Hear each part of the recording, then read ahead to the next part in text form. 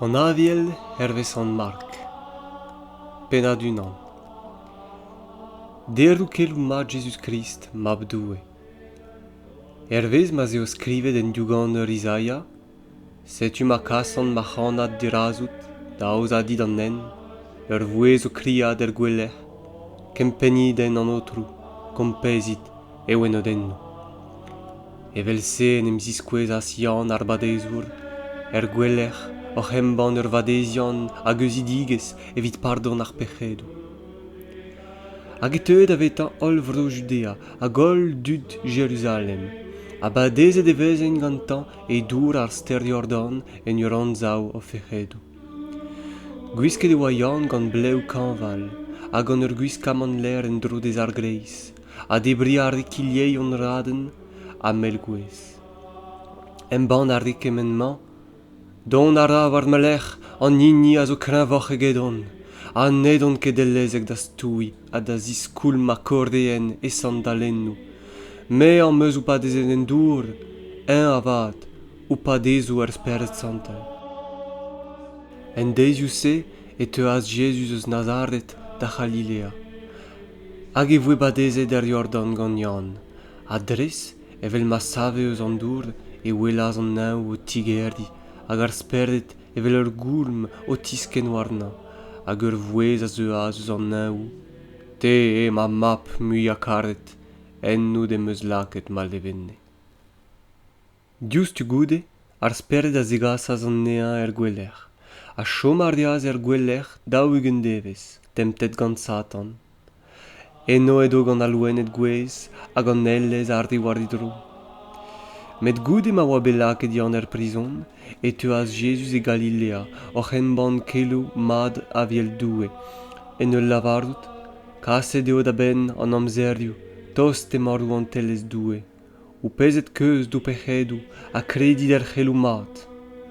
Evel ma hede mor Galilea, e welas Simon hag Andrew, breur Simon, o teurde ar roued mor, ar pesketerien e oan. Jesus a lavardaz deo, deuit dameul, hag erin a c'hanoc'h pesketerion dut. Hag ir ar ktal da lezen o rouedou a da vont deul.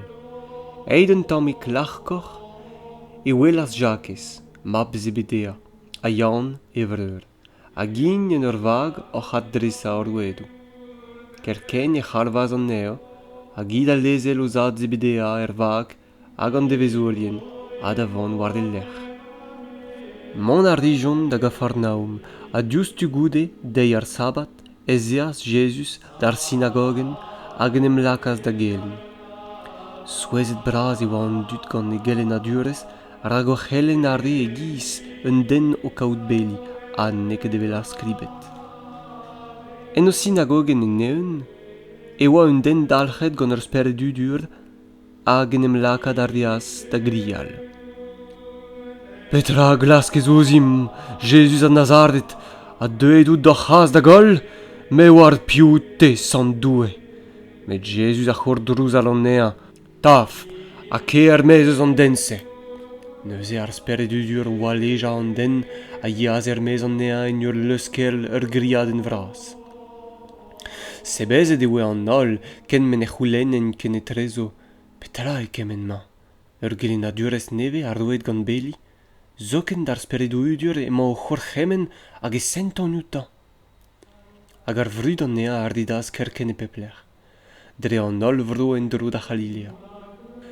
Hag o taon mez eus ar sinagogen, ez eijon kerken da di Simon hag Andrew. Jakez a Yann a oa ganto. Mam ger Simon a oa en e gwelle gant an derzien, diouzhtu e komzon da Jesus diwar e fen, hag en da dostad, da gregien e dorn a de lakad da sevel. Eid e oa an derzien douti, hag en em lakaz do servija. Pa voe doet an abar den nons hag eid an yol da gus, e voe degaset dea an ol glanvourien hag arde a oa dalc'het gant droug speredou. A ker a bez a oa badet dirag an nord. Yac'had ar reas glanvourien e leiz taget gant drougou a bep seurt, hag argaz ar reas kalz a droug speredou. Nemet n'eleze ket an droug speredou da gomz ar a gouzout a regn piou e oa. Antronos vintin pa oa teñval an ei c'hoaz, e savas da vont ermez ha da bellat betegel l'er distro. Hag enno edo o pedi, Simon avad a garde a oa gantañ a yas de glask, ha pa gavjon en ea e lavarjon de ea, emma an ol ouz da glask. En a respontas deo, deom dal lechal, dar bourchioù nessa, ma prezegin enno ive, rag evise ez on eid ermez. Ha mont arde en ur brezeg en o sinagogenno a Dreus Galilea a bez hag en ur argaz an drugs peredu. Don ardeaz un den laur de gaout oc'h a spedi an ea. Ha kwezet an daoulin e lavarde dea, mar fel dit, e c'helez ma glanat. Ha Jesus kemeret true outan a asten az ez orn hag a stokaz outan en ul lavarout, me fel din, be glanet. Ar vaktal ez eaz al lorniez dioutan hag a voe glanet.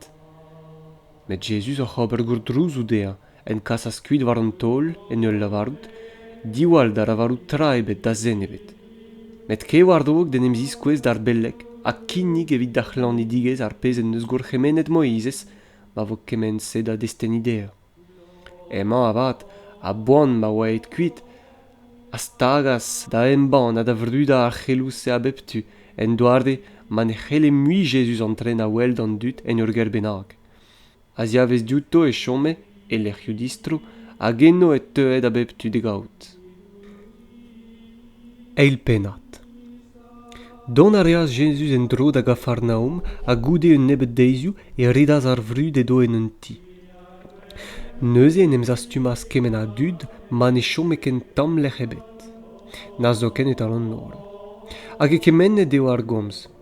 Setu ma te gwez a stud a zegase dean un den seizet, douget gant pevarden. Dre ma ne c'hellen ket e lakat dirazan gant an engruez, et izolojon an doen a eus da lec'h medo Jesus, a goude distroba an toul, et iskenjon ar flet medo gourvezet warnan an den seizet. O welou do fei, Jesus a lavaras d'an den seizet, ma map, distolet eo dit da behedu. Met enno e oa en o c'hoazez iniennou hag a oa eus ar skribet hag a sonje en o c'halannou, perak e komz ennez evelse. Komz oen eb doue a zo gantañ. Piv a c'hell disteuret ar pec'hedou, nemet doue eb muken. Met Jesus a raktal oc'h an avezou den e esperdet a sonjou a vagen evelse en o unan, a lavaras deo. Perak emañ ar seur sonjou en o kalonnou. Petra zo esoc'h? Pe lavarout d'an den seizet, distolet eo dit da behedu? Pe lavarout, saf, kemer da wele, a kers. A c'hanta evit ma wez fod en eus mab an den galout da zisteuret ar pec'hedou war an douar. Me a lavar dit en me a d'an den seizet. Saf, kemer da flet, a distro d'ar ger. Hag eñ da sevel, a kerken da dapout krog en e flet, a da vont ermez dirag an ol, en doare ma oan ol se bezet a ma veulein doue en ol lavarout, biskoaz non eus gwelet kemendal. Mon a reaz ermez, a da ardit ar liber ar mord, an ol bob lazerdet de gaout hag eñ a gelene an eo. En ur deremen e welas Levi, ma balfe, a zezet e burde ar mbal touterez. Hag a lavaras dean, deus da meul, hag eñ da sevel, a da vondeo. Evel medo Jesus o stol eti emma, kalz a dru a gerion hag e beherion en em lakaziv e o stol gantañ hag an eziskibien. Rak kalz an eo a yede eul. Met ar skribet eus kostezen ar farizionet o welout an ea o tebri e kumpagnonez ar beherion hag ar publikanet a lavaras de ziskibien? Ma, gant ar publikanet hag ar beherion emañ o tebri? Met Jesus o vez a klevet a lavaras deo, neket ar de yach o deus ezom eus ar medicin, met ar de glan. Non ket deuet da c'hervel an dud reiz, met ar beherion. Setu ma oan diskibien yann hag ar farizionet o techel gant ar yun? Don a reas tud da c'houlenn ouz Jesus, perak e pad mem an diskibien yann a diskibien ar farizionet o yuni e chom da ziskibien te ep e yuni. Hag e respontas Jesus deo. Hag e c'hell mignonet an den neve yuni en dram emañ an den neve ganto? Keit a modeus an den neve ganto, ne c'hellon ket yuni. Ogen, deizio a zeuio ma vo lammet an den neve diganto. Neus e unigne, en deise. Neus den ebet hag emerfe ur pincel mez ar neve evit e rouiad ouz ur gwiskaman kos, pe neus e ar stagaden neve a sach war an danvez kos, a gwasoc'h rogaden neve. Na gem nebet all, neus den ebet al hag fe gwin neve e seier l'er kos. Anez da se, ar gwin ar da d'ar seier tarza. Hag ez da gol ar gwin hag ar seier l'er, ogen da win neve, sechier neve. C'hoarvezout ar reas medo Jesus en deiz sabad o tremen a dreus trevadou et. Hag ez iskibien en ur vont gant o end, en em lakas da zifran ma penouet. Ma lavardas ar fardizianet der, sel, perak er reon en deiz sabad ar pez neket o treet. Met Jesus a respontas deo, a biskoaz n'oc'h eus lennet petra reas David pa voe en ezom a naon der, en a garde a wagantan, penaos ez eaze tidoue en amzer a biazar ar blek meurd, hag e tebras bardaenou a c'hinnik, daoust neo antrenet da zenebet o debri, nemet ar veleion epken, a zoken e a roaz diouto ivet ar de a wagantan. Neuze e lavardas Jesus deo, ar sabat a zo bet gret evit an den, a neket an den evit ar sabat. En douarde ma zeo mab an den mestr a gotrou zoken war ar sabat. Tre depenat. Un drovez al c'hoaz ez eas Jesus en ur synagogen ma oa enni un den hag a oa disec'het ez orn. Hag an nevez e selle an dud o tan da welout da seiz ar sabat e parde fe an den se, abek dedan mal e vije. Lavarout ar reas an den disec'het ez orn, saf, a deus an man e c'hreiz. A neuze e lavardas d'an dud, hag o tre a zo da seiz ar sabat, d'ober vat pe d'ober drouk, da savet e vuet d'un an bennak pe de lezel da vervel.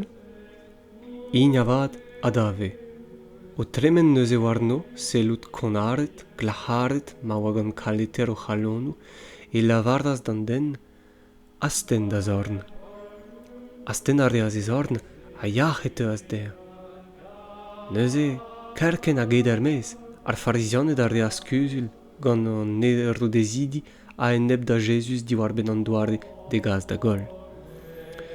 Met Jesus en em dennas gant ez iskibien war zu ar mor, en gruez braz a dud deuet eus Galilea a euliaz an ner. Eus Judea ive, hag eus Jerusalem, eus Idumea, hag eus an tual da Riordan, eus tro ar droioù tir a Sidon, en gruez braz a dud diwar glevout kemen arde a zeuaz betegenna.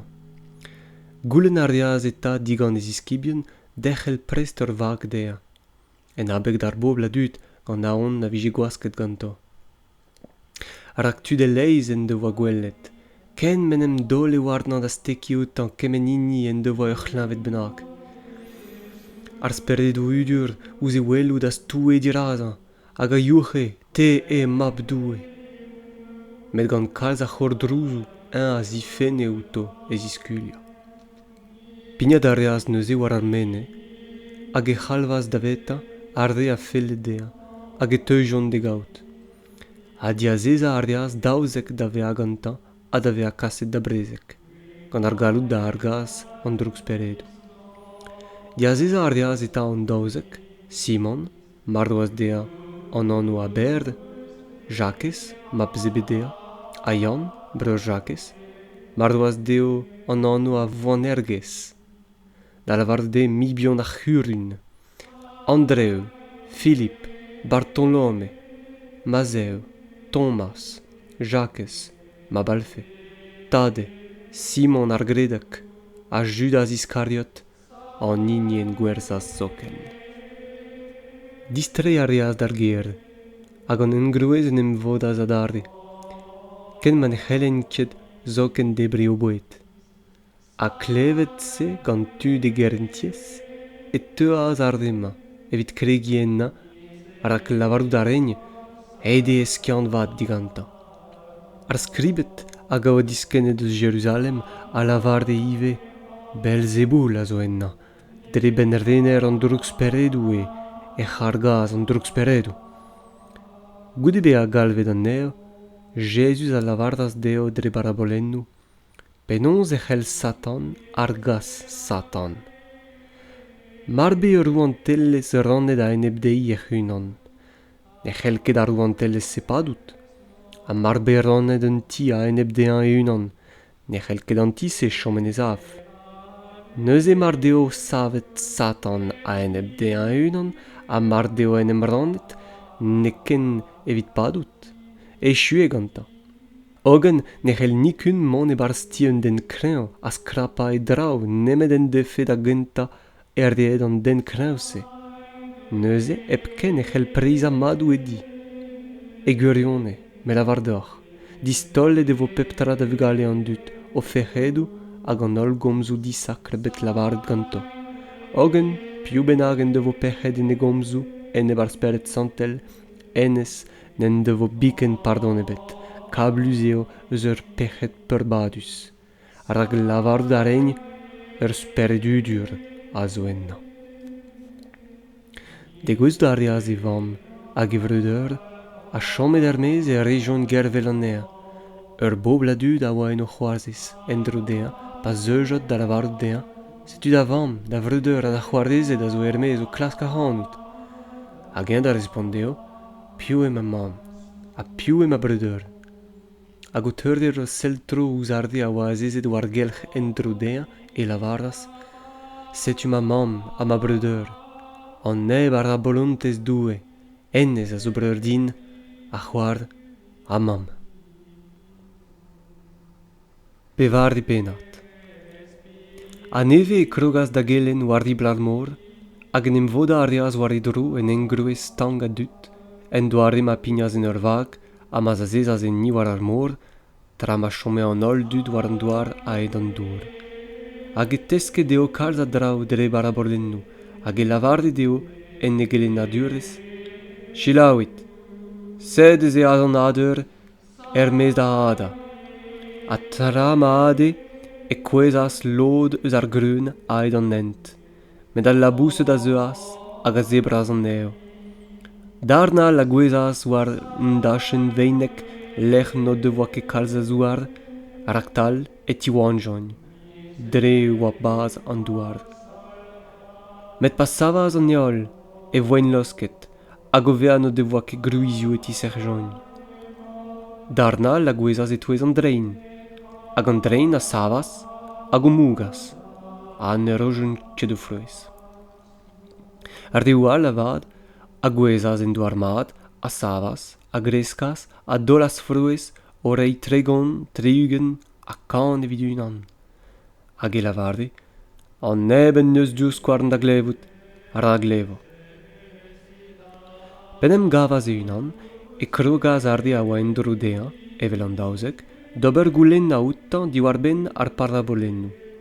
Lavarout a reaz deo, deo c'hui e ordoet an aout mister ouantellez doue, met evit arde a zo er-mez e te pep tra deo din dan parabolennou.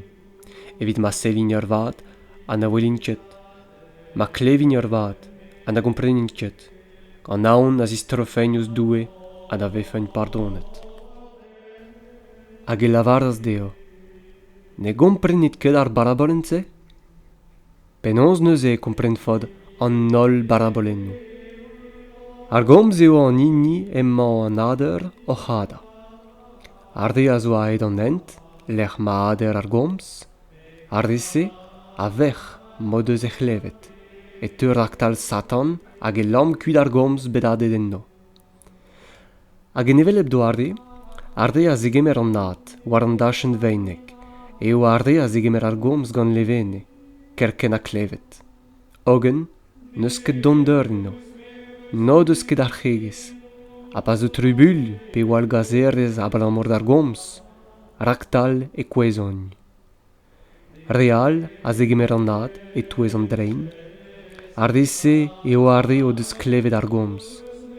Ogen, prederioù ar bet, touel ar bin vidigez, hag ar gwal c'hantegez yoal en em silen o c'hreiz, hag a voug ar gomz a difrouez e chom. Hag arde a zegemer an nat en douar mad, eo arde a glev ar gomz, hag en em zigor dei, a frouez a dologn, un an tregon, un al triugen, hag un al kan evit unan. Lavardout a reas c'hoaz deo. Hag un e tegaser al lamp evit e lakaat dindan ar bouezel pe dindan ar gwele. Daoust ta neket evit e lakaat war ar c'hantolor? Rag neus netra a vefe kuz nemet evit beal laket er sklerigen. A neus netra o c'hoarvezout e kuz nemet evit don da vea gwelet er sklerigen. Marvin neus unan bennak diouz skouarn da glevout, a ra glevo. C'hoaz e lavarde deo, toli devez ouz ar pez e zid da glevout. Diouz ar musul a veuzuliet gantañ e vo musuliet deoc'h. A zoken e vo laket deoc'h en tu hon.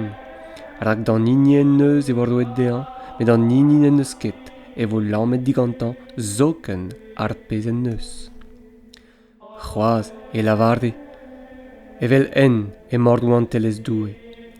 Evel un den en neus tollet ad an douar. Pe o kousket e vefe pe diunet, en nonz hag en dei e tiwan hag e kresk an nat. Ep gouzout dean penons. An nean e unan, an douar a dol e frouez, da genta ar blanten, goudeze an danvouezen, a neuze e de leiz an danvouezen, a pa ve prest ar grun, raktal e laker ar falzenna, dre ma zeo dardeo an eost. C'hoaz e lavarde, ouz petra e an valim rou an telez doue, pe gant pesot parabolen eskedenim an ei. Unvel eo ouz ur c'hrunel en sezo. Pa ve adet en douar, ez eo i ar bihan a eus an ol adou a zo war an douar. Met ur wej adet, e sav hag e teud a ve a brasoc'h, eget an ol louzei al. Hag e tol skourou bras en douarde ma c'hell labouset an neu kaout goudord dindan eskeut. Hag an e leiz a barabolennou eus ar seurtse e prezeget eo ar gomz, diouz ma oa un bardek da intent. Ne gomzek ket outo e parabolennou, met des iskibien pa oan en o fart e tispleg e pep tra. An deise, pa voe deuet an abade, e lavaras deo. Treizon d'an tual. Neus eo tilezel eno ar bobl e kemerjon Jesus e giz medo ar vag, a bagou a alive a yei gantañ. Met setur baravel braz o sevel, hag an tarzioù en em stlape ar vag, ken na zeuet dija da ve al leun azour. Un avad, edo en aros, war ar blueg o kousket. Hag id e ziuni, ha da lavardou dean. Mestre, hag in gal eo dit e vefem o vont da gol? Un avad, o ve a diunet, a c'hor drouzaz an avel, hag a lavaras d'ar mor, taf, sioula. Hag e kouezaz an avel, hag e teuas kalm gwen. Neus e lavardas deo, perag ez oc'h ken naonixe, penaos n'oc'h eus ket fei. Aon avad o devoe, aon braz, hag e lavarden ket en trezo, piouta eo emma, pa sen outan an avel zoken hag ar mor. Pemvet pennat. De gouezout ar region enta, e tual d'ar mor e brou c'herazais. Evel ma oaet er mez eus ar vag, setu ma teuaz en arbenn dean, eus ar bezioù, un den dalc'het gant ur speret udur. Enez en devoa e chomadur er bezioù, a zoken war gouez ur chaden, ne c'helle den ebet ken e zechel stak.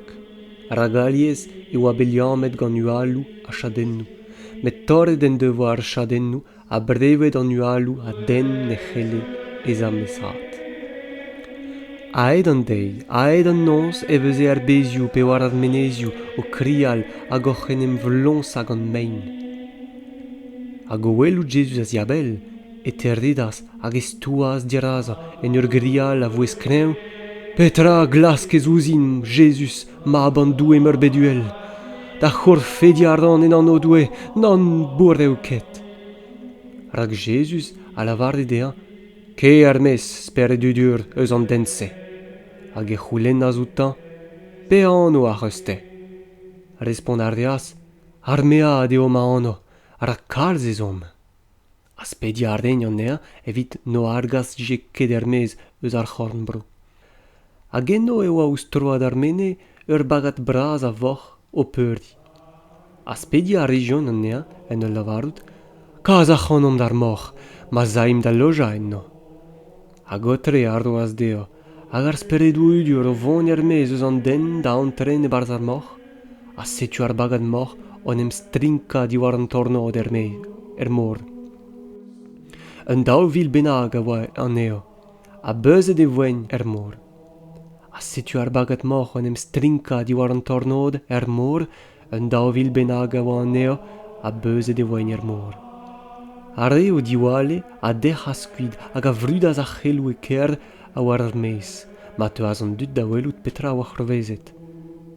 Tostad a reonioù Jesus hag e selonioù an dren droug speredet en e goazez, gwisket hag en e skianvat, eo hag a oa bet ar meadenna a spontet e voen.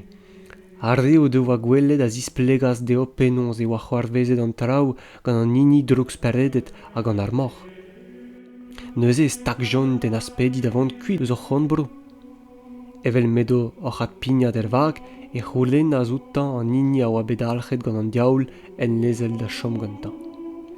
Jesus avad ne roas ket dean an aotrese, met lavarout a reas dean, ket ar gêr, da gaout da dut, a ro kemen deo eus kemen en eus gret an aotrou dit, hag eus an drugarek ken braz en eus diskouezet eskeñver. Mont a reas kuit eta, hag e c'henem lakaz da en band dre an dek keodet kemen en devoa gret Jesus evita. Hag an nol a oa sebezet. Jesus a tremenas gant ar vag, war an tual d'ar mor, hag ur marde a tud en em zastumaz war e dro. War ribl ar mor e oa, pas e ruaz unan eus ar renerien synagogen, jairoz e anno. Emma, pas en gwelas, en em dolaz e arzi dreit, oc'h a spedi start an ea hag o lavarout, ma merc'hik a zo e par ar marv, a sten da zaouar noar ni evit ma vo savetet, a ma vevo. Mont a reas gantañ, hag ur bob vraz a dut, hag er ze ouz e seulioù hag en gwaske a bep tu. Ogen sed ur vaouez hag a oa klañv gant an diwad a abaoe daouzek vloaz. Kalz e devoa gouzanvet a berz medicinet e leiz, dispignet e devoa e c'hol beadra, ep na vije bet talvezet dei. Met kentoc'h e oa id war oasat. I eta o vea klevet petra al lavard diwar ben Jesus a zeuaz e kreiz en greuez an dut hag a ziadren a stokaz ouz evantel rak lavarout a reouti e c'hunan a pa ne rafen nemet steki ouz e ziliad evin savetet. Rak tal e tiserc'haz en e c'hreiz mammen a c'hol goat hag e santaz en e c'horf e oa pardeet diouz e drouk. Jesus avad ken buan all en devoa an avezet un. Ennan e unan peseurt nerz a oa eit doutan, on em drei e kreiz ar bobl a c'houlennas, piv en neus toket ouz ma diliad. Ez iskibien da respondea, gwelout ariz, an en greuz a zo ouz da oaska, hag e c'houlennes piv en neus toket ouzin. Met Jesus o techel da drei a glaske gant e selou an hini en devoa gret kemense. Neuze ar vaouez leun a spant, hag o krenna, dre ma ouie petra a oa en em gavet ganti. A zeuaz hag a gwezaz e arz e dreit hag a lavarzaz dean ar gwirion e pendaben. Jesus a lavarzaz dei, ma merc'h. Da fei e deus da savetet. Kerz e peoc'h, a be pardi diouz da glavet. Edo c'hoaz o komz, pa zeuaz tud eus ti ar rener synagogen da lavarout dean, mardo e da verc'h, perak direnk kapelloc'h ar mestr. Met Jesus o vea klevet ar c'homzouse, a lavarzaz da rener synagogen, be e baon, kredep ken. A nelezaz den ebet davon gantañ, nemet per, Jakez a Yann breur Jakez. Don a reon eta da di ar mest synagogen, hag e sell Jesus ouz an trouz bras, an dud o lava hag o leuskel kriadennoù e leiz. Antren ar dra hag e lavar deo, perak ober trouz, a lava, ar bugel neke marou, met o kousket emma. Ign ar de goa boutan, a vat o vea laket an nol meiz a gemer gantan tad a mamb ar bugel a garde a oa deuet gantan antren ar da e lec'h medo ar bugel a tapet kroget dorn ar plachik e lavar dei talita koum da lavar dei mechik me lavar dit diun. Raktal e savas ar plachik yaouank hag e kerze daouzek vloaz e oa hi. A diouztu e krogaz en no est lambraz. A vat a c'horchemen ar start deo diwall na vefe gouvezet gant den ebet hag e lavar da sardei dei da zebri.